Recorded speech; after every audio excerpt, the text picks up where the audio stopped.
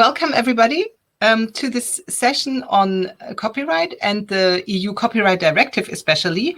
In these pandemic times, we have heard a lot also about streaming. And so copyright and streaming, this is, of course, a completely own session. However, we really wanted to give you an update on the EU Copyright Directive. Where do we stand? Because the member states are supposed to implement it by June. And we also know that from streaming that to be promoted in pandemic times as a solution for music, it's certainly a solution to access music and live music in a digital format, but not necessarily a way to make money for the musicians or the composers. But that aside, I'm very happy that Marc Dumoulin, Secretary General of the European Composers and Songwriters Alliance, is here with us today to give us an update on the EU Copyright Directive. Where are we now with the implementation? So, Marc, the floor is yours. Thank you, Simone, and thank you to the European Music Council for having me for this session. It's really a pleasure, and thanks for all the organization. So my name is Marc Dumoulin. As you said, I'm the Secretary General of the European Composer and Songwriter Alliance. I'm going to start with,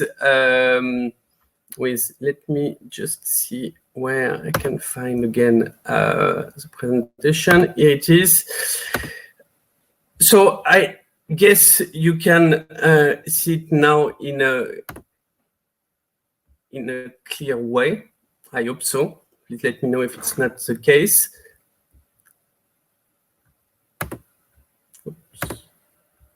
Okay, so just a few words about EXA.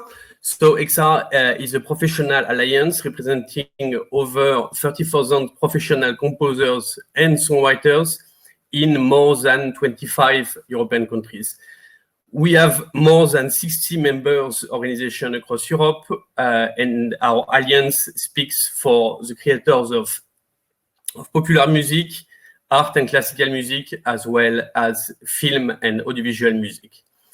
Our mission is to defend and promote the rights and interests of composers and songwriters with the aim of improving their social and economic conditions, as well as their artistic freedom.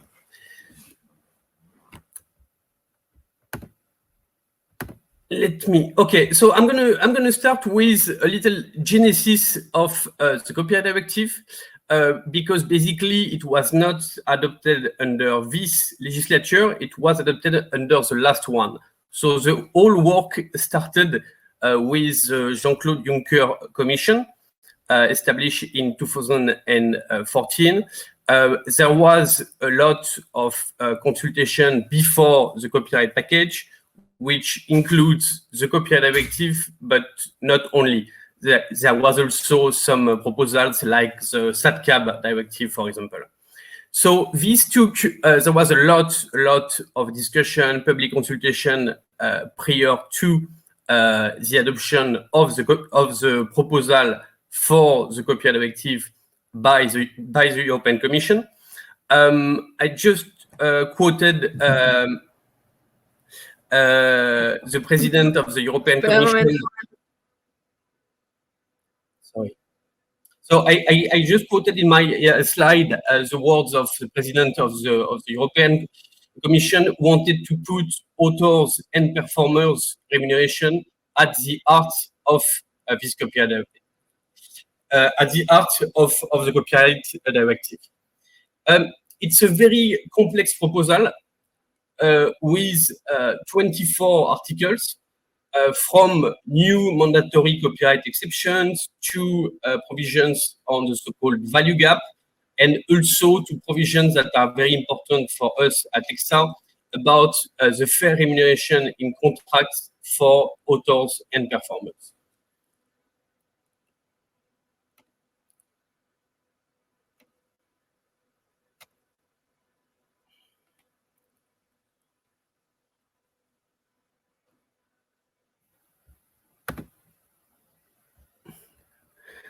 I'm sorry, I see some just trying to.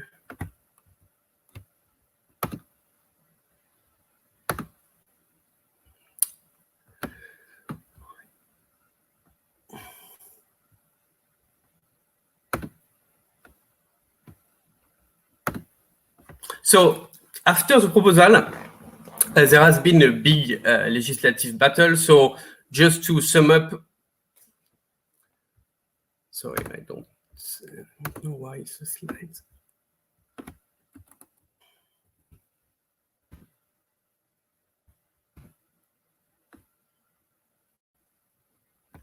So just to sum up, there was, of course, sorry,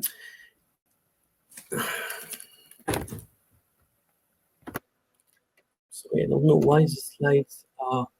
Sorry, this is me jumping in quickly. Please, we wanted to make this session interactive at the very end, but unfortunately, this system means that you can all click on the PowerPoint that Mark is currently giving. So please don't click on any of the PowerPoint slides that you see on the left. Please let just Mark do the presentation. I'm sure we can provide the presentation at the very end. And we would really like to ask you all to turn off camera and mic until the end of Mark's presentation. And leave, please, the presentation alone. Don't click on it now. We will provide it later, and you will be able to turn on microphone and... And if it doesn't work, we have to make you all listeners, and then we can do that. But please, if you let Mark run through the PowerPoint and not click on any of the slides, then it should work. Thank you very much, Simone. So, sorry.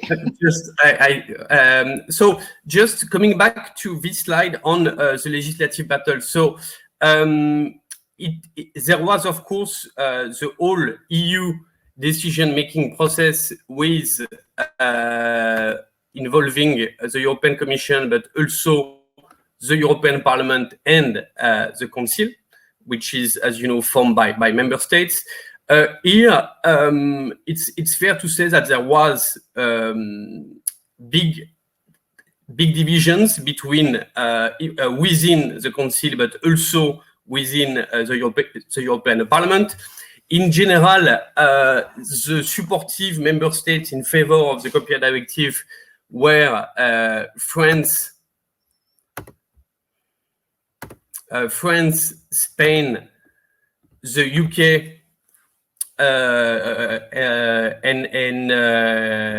and Denmark, for example. Whereas on the other side, you had countries like Poland, the Netherlands, Italy, which had a changing position. And Germany was a little bit undecided until the end. And at the end, the directive was adopted thanks to a Franco-German deal at the very end of the process, especially on Article 17. In general, the European Parliament was supportive, in particular for the provision that are protecting authors and performers, but there was a lot of division along national lines, meaning that, for example, in the Socialist Party, there was a lot of division between, for example, French and Spanish MEPs, usually in favor of the directive, and then some other countries that were quite against, like the Netherlands and Poland, for example.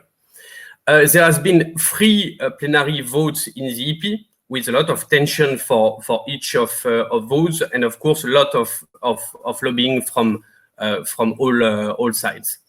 The final approval took place in April 2019, with the approval by the Council on the 15th of April. So, looking at the content of the final Copyright Directive, it's, as I said before, it's a very lengthy and complex proposal with provisions on, for example, on mandatory exception related to teaching activities, text and data mining, or preservation of cultural heritage. There was also a lot of other provisions regarding, for example, a new publisher's rights, but I will focus today on one side, Article 17, which was Article 13 during the legislative process, which created a lot of tensions. And also I will focus on Articles 18 to 23, which are about fair remuneration in exploitation contracts for authors and performers. Just to say here that there are also very important provisions for music in the first part of the directive. For example, regarding text and data mining, there is a link between text and data mining exceptions and artificial intelligence in the music sector. Same thing for music in school.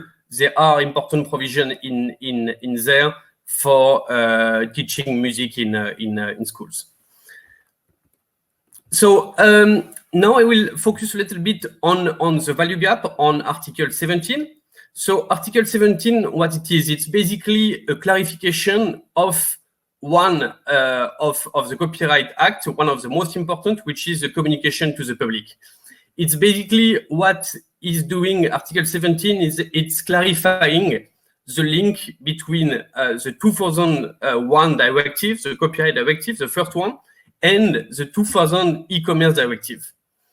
The problem was that there was very often an abuse of the safe harbor, which is provided by the e-commerce directive by certain platforms, in particular UGC platforms such as YouTube, for example. The solution put forward by Article 17 is to say that platforms which store and give access to large amounts of copyright works uploaded by its users, which it's organized and promotes for profit-making purposes, are communicating to the public. That's something that was unclear in EU law until now, and Article 17 provide such clarification. So basically now the platform that we are talking about in Article 17, which are like YouTube, it's not like, for example, a service like Spotify, it's more user-generated content upload platforms. So those services, now it's clear that they need a license. They cannot hide behind a safe harbor. Our objective during the legislative process was to reinforce, clarify, and support this provision. It was pushed successfully by a lot of stakeholders in the music sector, because basically Article 17 is about, growing the pie. And there was, of course, a lot of tensions before the final adoption, but there has been a huge support from the music sector, and at the end, Article 17 prevailed in the overall negotiations. There was, of course, as I'm sure a lot of you remember, a lot of opposition and pushback by the tech industry, by the platforms regarding this proposal. I'm going to focus now on the other area where we worked a lot, which are Articles 18 to 23 regarding fair remuneration in exploitation contracts of authors and performers. So the initial proposal of the European Commission was including 3 articles called as the transparency triangle. Basically, the general objective is to ensure that creators are better informed about the exploitation of their works when they sign a contract with a producer, a publisher, or a platform. And the directive is trying to make sure that they can get a fair remuneration for their works. So, and in addition to those three articles, which included a transparency obligation, a contract adjustment mechanism, and an alternative dispute resolution mechanism, the European Parliament pushed for two additional articles, which are also very important. Articles 18, which is setting out a principle of appropriate and proportionate remuneration, and Article 22, which is providing a right of revocation to authors and performers. Just to explain here that those provisions are for all authors and performers in all sectors. So for us, we've been working a lot with other authors organization in the audiovisual sector, for example, and in the book sector. The Article 18 basically says that authors and performers should receive an appropriate and proportionate remuneration for the use of their works. But in the final drafting of Article 18, this article is giving a lot of flexibility for member states to implement in the way they want. So it's suffering a lot of flexibility. What we would have liked is to see, less flexibility for member states on this point, and more like a mandatory provision to make sure that proportionate remuneration really applies. Then there is Article 18, which is about transparency. Here, very often, authors and performers have been suffering from a lack of transparency. So basically, they sign a contract with a producer or a publisher, and sometimes they don't get the information about the exploitation of their works. So one of the very important provision, and it's really the cornerstone of this whole chapter, is to ensure that authors and performers receive on a regular basis and at least once a year up-to-date, relevant and comprehensive information on the exploitation of their works. It should apply in a broad and detailed manner to all modes of exploitation, all revenues generated, and it should also apply to sub-licenses and worldwide. Something which is very important here is that very often authors get partial information about the exploitation of their works, sometimes in a single country, sometimes more for certain modes of exploitation than others. And really here, Article 19 is important because it requires producers, publishers, and also sub-licenses to really provide transparent information. The part on sub-licenses and worldwide is really important because very often you have one contract between one author and one producer, and then you have another contract between the producer and the platform or a TV station. But this article is trying to make sure that all the information about the exploitation will be sent to the authors. There was also in this chapter Article 20, which is about contract adjustment mechanism. So basically, when the remuneration that was originally agreed at the time of the signature of the contract is disproportionately low in comparison with the revenues, authors and performers can claim additional, appropriate, and fair remuneration. This article is useful, but it cannot be seen as an overall solution for proportionate remuneration of authors. Why? It's because it applies after several years, and it's a mechanism also on which for certain authors it's hard to trigger such a mechanism because they often fear blacklisting effect, or that they won't get another contract from the producer or the publisher if they trigger this procedure. That's why it's also very important that Article 18 provides for a mandatory proportionate remuneration for the use of author's work. Then Article 21 is setting out a dispute resolution mechanism. So basically, it's a voluntary alternative dispute resolution for the application of Articles 19 and 20. So it's something that could allow both producers and publishers on one end and authors and performers to find a solution to some conflict in the contracts and in the remuneration due. Then, last but not least, there is the right of revocation, which allows an author or a performer, when he has license or transfers his rights, to revoke this license in case the work is not exploited anymore.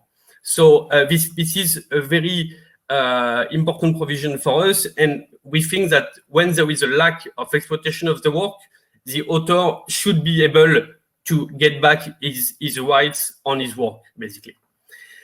Then Article 23, it's about the prohibition of contractual overrides, which means that any provision which would contradict Article 19, 20, and 21 will be deemed as illegal.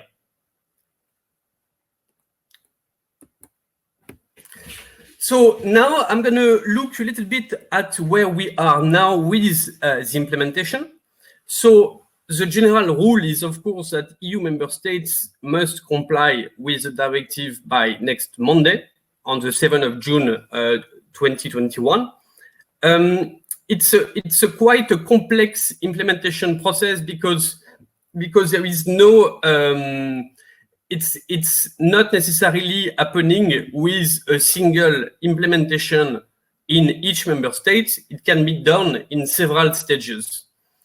For example, in some countries, they started to implement, Article 15, the publisher's right. In other countries, they started with other provisions. Also, we need to look at what is already the law in each member state, and because sometimes the member states are already complying with certain provision, but not necessarily others. So it's quite a complex process. Quite often, as we've seen before, there are certain provisions that offer more margin of maneuver to member states when they implement the directive. Sometimes they already complied with certain provisions, and sometimes it's not the case. One exception here is Article 17, which must be implemented in all countries because it's basically an amendment and a clarification of EU law. Looking at the implementation of the directive member state by member state, what is clear is that most EU member states have not implemented all the provision of the directive at this stage. So there are several reasons for this delay. Of course, we could think about the COVID-19 crisis. In some countries that were against this directive, there is, of course, a lack of political will as well. Also, something that we need to take into account is that member states have to implement in parallel other directives, such as AVMS and SATCAP, for example. Also, one aspect to be taken into account is that the Commission has just published today its guidelines on Article 17, which is basically 3 days before the implementation deadline, which of course does not help member states to respect the transposition deadline. Last but not least, there are also important pending judgments coming from the European Court of Justice, which are still due. It could happen, I understand, in July this year. Some member states have implemented the directive at this stage. In some of them, we still need a formal last step to ensure that it's really adopted. But what I can tell you is that the Netherlands already adopted the directive. It has been the case of France, Germany, and Hungary.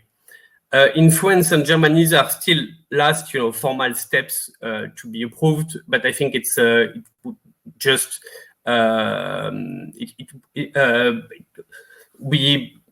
it's almost 100% clear that both countries will adopt finally the laws that have been presented already. Yesterday, there was the implementation in Denmark of Articles 15 and 17. So, and then some other member states are quite advanced with draft laws. This is the case of, for example, Italy, Austria, Ireland, the Czech Republic, Estonia, Belgium, Romania, and Croatia. Some are still drafting or still consulting.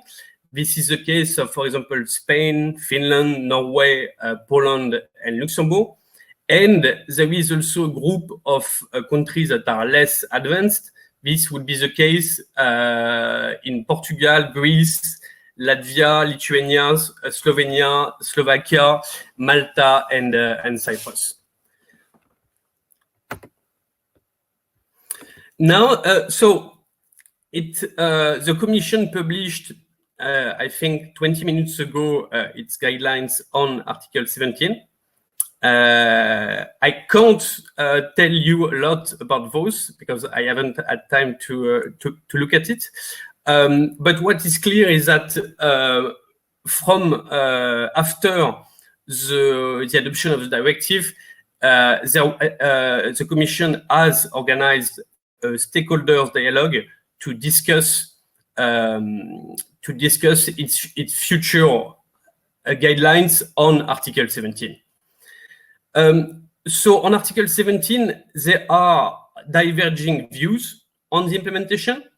Most EU member states are implementing it in a way which is close to the wording of the directive.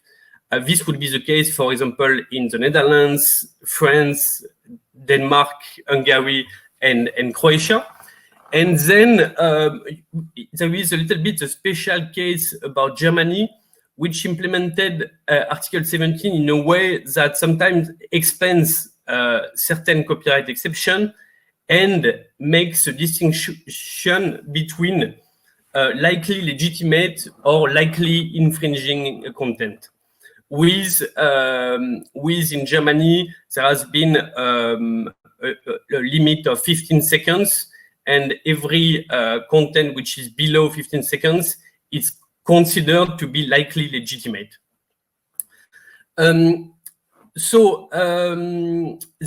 something else to be taken into account is that the Court of Justice will deliver its judgment in the YouTube case and in the so-called Polish case, because Poland made an action for annulment of Article 17. So we should expect more from the Court of Justice on those cases in the coming months. But they could potentially impact and put at risk Article 17.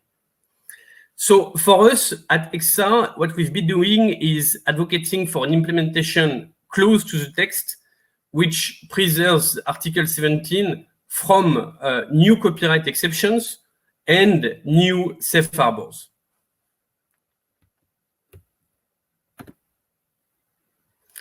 Regarding the implementation of Articles 18 to 23, it depends quite a lot to what is already in place.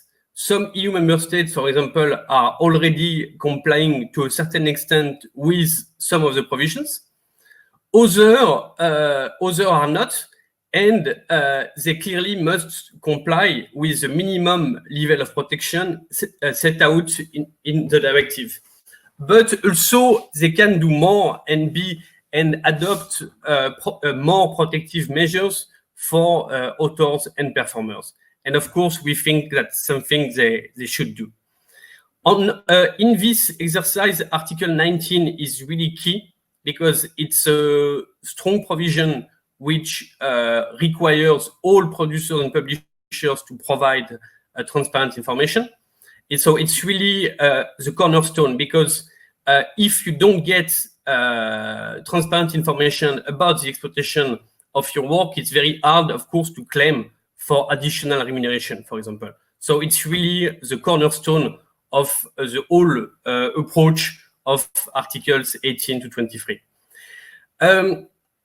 One good example that we've seen recently in France with the French implementation is that the France is basically banning buyout contracts for audiovisual composers.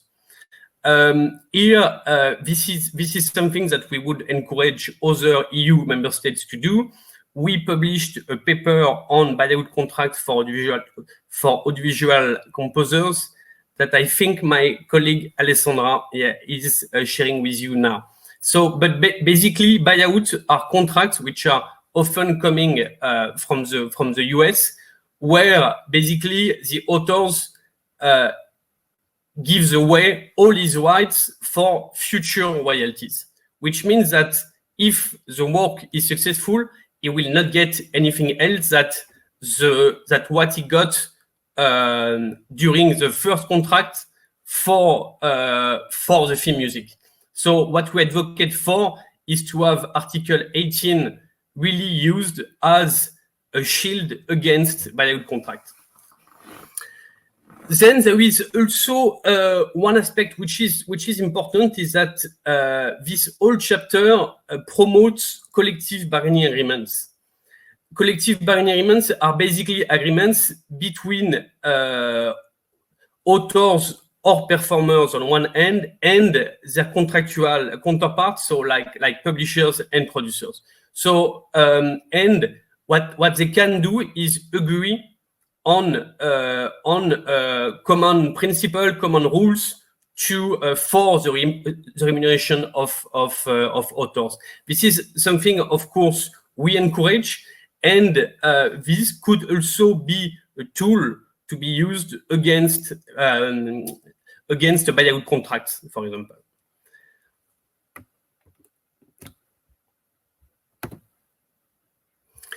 So what we've been doing on the copyright directive, we participated actively to the stakeholder dialogue on Article 17. We are monitoring and trying to influence the process at national level. We have published several documents to inspire member states in the process of implementation.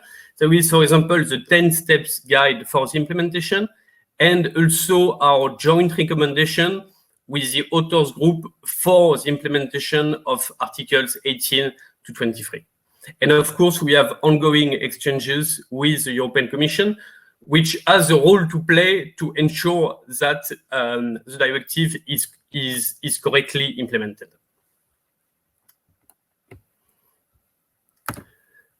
Now, trying to look forward. So what is clear for us is that Article 17 should lead to better licensing deals between certain platforms such as YouTube and all right holders. Today, the level of remuneration on YouTube is very poor, and of course, we hope that the implementation of Article 17 will improve this and improve also the level playing field between different services. By this, I mean that if YouTube provides more remuneration to authors, it would be also easier, for example, for Spotify to also level up the playing field and make sure that they can finally provide a fair remuneration to authors, which is not the case at all today. And Articles 18 to 23 should lead to fairer and more transparent contracts, but a lot depends on the actual implementation and the level of ambition of EU member states.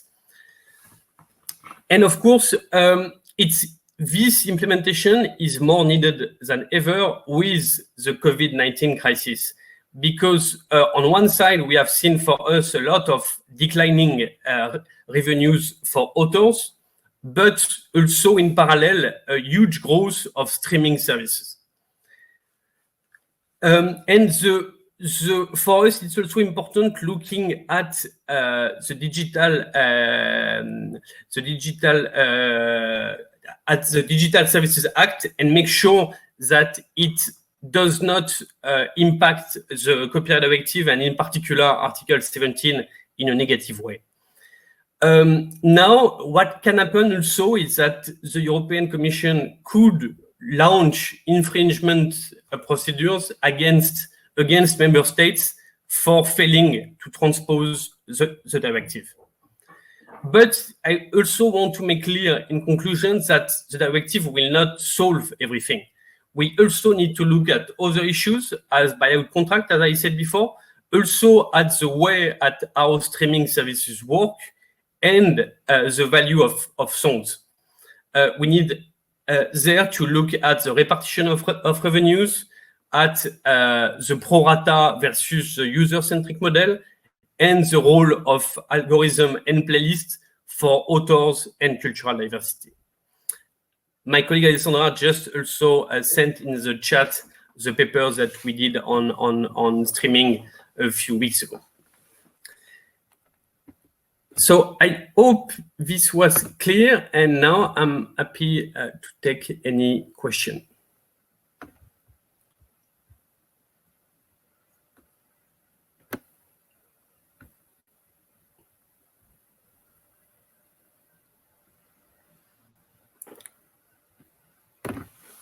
I just quickly jumped in again because of the hiccup with the PowerPoint presentation this morning. Okay. So because of that, we have now put you all participants as only listening. But if you have a question, you can either post it in the chat or you can also raise your hand at there is the top left. And so there you can. But thank you very much, Mark. I think that was a very clear presentation, which really, I mean, also demonstrated again the complexity of the whole copyright directive. So maybe I start with a question, and then I'll let the others hopefully put some in the chat or really raise their hand, and we can give you the follow. How do you see that? I mean, what is actually the case now that countries are implementing the copyright directive on different levels? You know, coming from Germany, I know it's a difference. So if this is implemented on different levels, what will that mean actually in practice for a composer or an author for their work? Can you give a kind of an outlook what that means? Sure. So on the side of Article 17, this will mean that it will basically reinforce the position of right holders and, for example, also, of course, of collective management organization, to which authors are generally members. So basically, we hope that this will lead to better deals between collective management organization, producers, and on the other end, the platforms, and that it will mean more remuneration for authors, of course. Because now the level of remuneration on YouTube is really super low. And then looking at the other part on Articles 18 to 23, it will lead to more transparency. Very often for them, they get, some information about some exploitation, but not information, for example, for an exploitation which is happening on another exploitation in another country. So they will get much more transparent information about about their revenues, basically. And depending on the implementation, it will also provide to them a proportionate remuneration. So this was the whole idea, is to make sure that they get a fair share from the exploitation of their works. Wonderful. Thank you very much. So I have a question here from Ian with Brexit. Does that have, I mean, will the UK in a way apply that? Because, I mean, of course, they're no longer part of the EU. Or also maybe looking at UK, we can also, of course, look at out of EU states. How is the relation with maybe also the US, which is a very big market, the UK, or maybe also other parts of the world? Maybe you can have a quick reflection on that. Thank you. Absolutely. So on the UK, despite the fact that they have been very helpful for the adoption of the directive, they said that they will not implement the directive. But I know from our colleagues in the UK that, of course, what they would like to see there is at least the provision on Articles 18 to 23. So basically, fairer contracts, and there has been a a lot of campaign in the UK about streaming as well. And this, some of the articles of the copyright directive can very much improve the situation. It will not solve streaming on its own, but it can help for this. But we are very sad that the UK, of course, is not implementing the directive. As for other countries, so some other countries are. I worked, for example, on the implementation in Norway. So I know that Norway is planning to implement the directive. And for the US, there are discussions there about changing the safe harbor for certain platforms. And so there is I don't think there is any proposal yet, but there are initiatives in the US which look at the copyright directive with a lot of interest, of course. Thank you so much. So maybe we can't go, I think, by all countries, but I just have another, because you quickly also mentioned the Digital Services Act, that you might see, that you hope that this will also take into consideration the copyright directive. Do you know where we stand there with this Digital Services Act? And I mean, normally this should go hand in hand. I mean, maybe you can quickly give a view on that. Yeah, so basically our objective regarding the Digital Services Act is that it does not impact in a detrimental way the copyright directive. And there is a link, since basically the Digital Services Act is a new e-commerce directive, there is a link between Article 17 in the copyright directive and the DSA. So what we want is to preserve, Article 17 in the copyright directive, and that it's not impacted by the DSA. Great, thank you so much. Okay. Do you think the companies and producers are ready to comply with the compromise of showing all the numbers to the authors? What is expected if they don't make the right work? Yeah. Do you see that question from Luis in the chat? Yeah, I know Luis. Hola, Luis. So Luis, they will have to. I mean, the transparency obligation is very, very clear in this respect. So I can expect some pushback and some opposition from the producers and the publishers, but this Article 19 is really the cornerstone, and it's really clear, and it cannot be overridden by contracts. So I think it will provide a lot of more information to authors and performers. And if they don't provide this information, well, they would be infringing basically the law. Thank you very much, Mark, for your very eloquent and very precise answers to all the questions. So if I don't see another question popping up in the chat or a raise of hand, then I would thank you, or if you have any other final comment, Mark. No, it's just that I saw one question about if Switzerland is like Norway, but I think Switzerland signs, a lot of agreements with the European Union on, on an ad hoc basis, basically. So Norway, it's easier because they are part of the EEA, the European Economic Area, and that's why they should implement the directive. But for Switzerland, it's way more complicated. So I don't really have a response to this question. Thank you. So again, thank you very much, Mark, for a very, very informative session. Definitely, I have learned a lot as well, again, and I continue to learn in that whole environment. So for all of you who have listened to it, thank you also for your patience with our technical issues at the beginning. If you want to look at it again, you can do so in the platform. It's recorded. And so I wish you a wonderful day again at the forum. The rest of the day we will start again after lunch at 2:30 with a wonder session, and then in the afternoon also at 3:30 with a session on